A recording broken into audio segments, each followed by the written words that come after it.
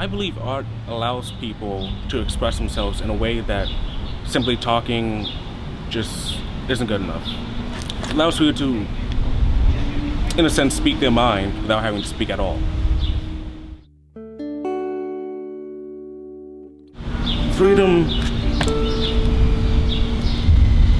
is to be able to do nearly anything, do what your heart desires, and be able to accomplish anything with no boundaries, no restrictions whatsoever.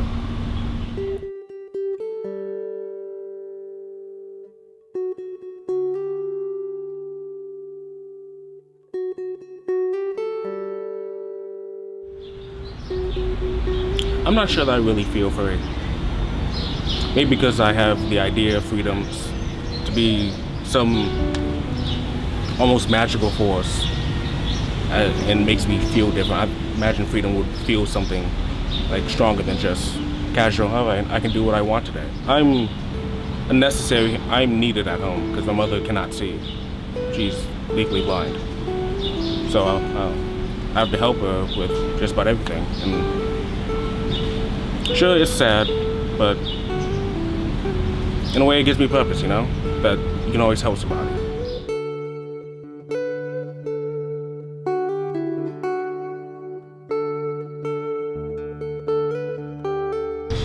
Being hopeful is necessary, because if you're not hopeful, what are you? If you keep thinking about the negatives, then what's there to look forward to? Sure, some people can live lives never being narcissistic and depressing and say, all right, either A, I was right, or B, oh, it's a decent surprise. That's not a happy life. You have to be hopeful. You don't have to expect something, but if something happens, it's great.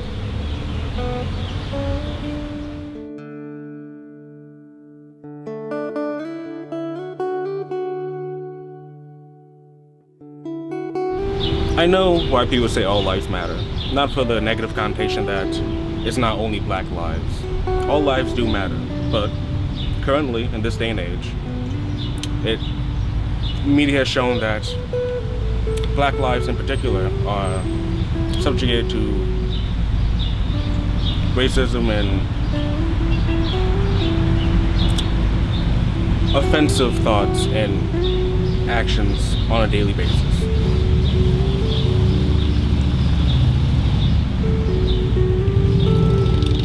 I can understand why people say all lives matter.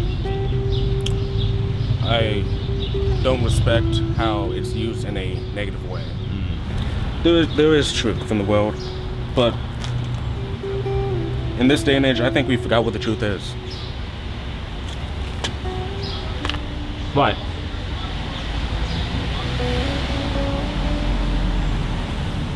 Everyone in the world currently, online, maybe, and even in reality, are so hung up on protecting their feelings. They want to keep their safe space perfect, and they don't want anything to basically hurt them. And that's a major problem, because life is about getting hurt. But not only getting hurt, living with it and rising up from it. Social media doesn't help us open our minds. Because even social media itself, it filters. After looking at a news source, it's like, okay, so you see that you enjoy this, we're gonna keep this type of stuff in your search, so you don't have to look at anything you don't want.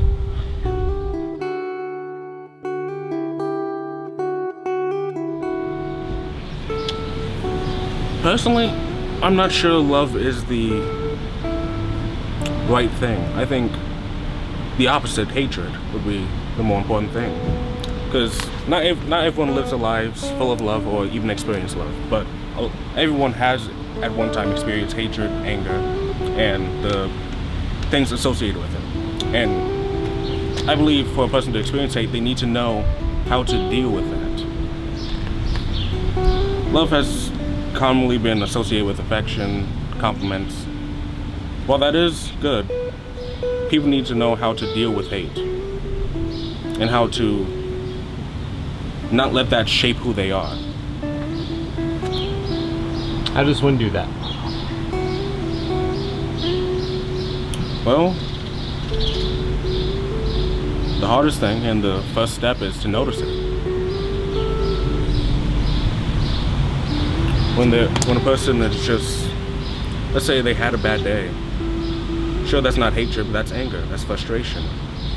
And having that build up inside you, that can lead to hatred for some reason, for something that probably doesn't even affect you anymore, but it's still within you. And sometimes they let that out on some random passerby, some family member, some friend.